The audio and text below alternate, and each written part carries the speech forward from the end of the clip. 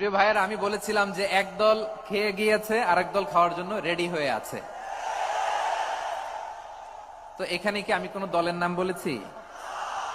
বাংলাদেশে 48টা প্রায় নিবন্ধিত রাজনৈতিক দল, কোন দলের নাম আমি বলিনি। কথাটাকে আমি জেনারেল রেখেছি। দায়ীদের বৈশিষ্ট্যই এটা, দায়ীরা জেনারেলি কথা বলে, যার যেই মেসেজ নেয়ার তারা সেখান থেকে নিয়ে নেয়।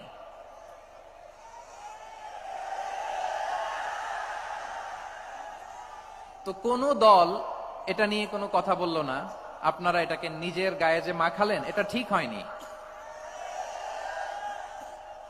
আমি বলবো যে এটা খুবই অনভিপ্রেত হয়েছে।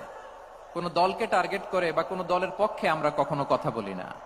আমরা কোরআনের পক্ষে কথা বলি, ইসলামের পক্ষে কথা বলি, ঠিক কিনা বলেন? সো একটা জেনারেল কথাকে যদি আমার রাজনীতিবিদ বন্ধুরা নিজেদের গায়ে মাখেন, ক্ষুব্ধ প্রতিক্রিয়া জানান, এতে করে সাধারণ জনগণের কাছে একটা নেগেটিভ মেসেজ যাবে ওনাদের ব্যাপারে। এটা হোক আমরা চাই না। এদেশের যত এই যে আমার ভাইয়েরা, এই যে আমি এই যে কথা বলতেছি, সাদা টুপি, ও আচ্ছা আচ্ছা, চলে যাবেন না? একটু জায়গা দিয়ে দেন ওনাকে।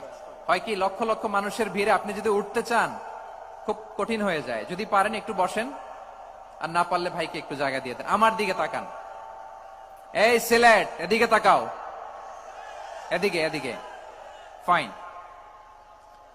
তো আমার প্রিয় রাজনীতিবিদ বন্ধুদের আমি বলবো, কথাটা ছিল ভেরি জেনারেল, এটা নিজেদের গায়ে মাখানোর কোনো দরকার নাই। আমরা এই যে এক্সিস্টিং যে রাজনৈতিক চর্চা, এটা থেকে আমরা বেরিয়ে আসতে চাই।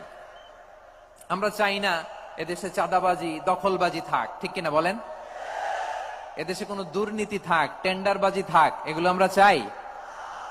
আই হেট পলিটিক্স একটা জেনারেশন আছে, এই বেশিরভাগ জেনজি অফ সিলেট, এরা আই হেট পলিটিক্স জেনারেশন। এরা পলিটিক্স কে পছন্দ করে না। তো কেন করে না, এর দায়ভার আমাদের আছে না নাই? আছে।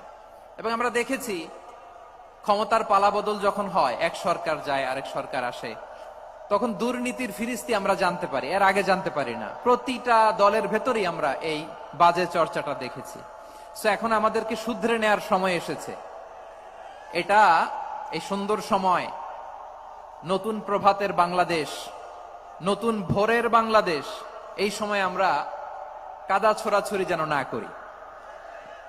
আমাদের শপথ নেয়ার সময় এসেছে। প্রতিটি দল, নিবন্ধিত 48টি, সবগুলো দলের এখন শপথ নেওয়া উচিত যে আমরা কোনোদিন আর চাঁদাবাজি করব না, টেন্ডারবাজি করব না,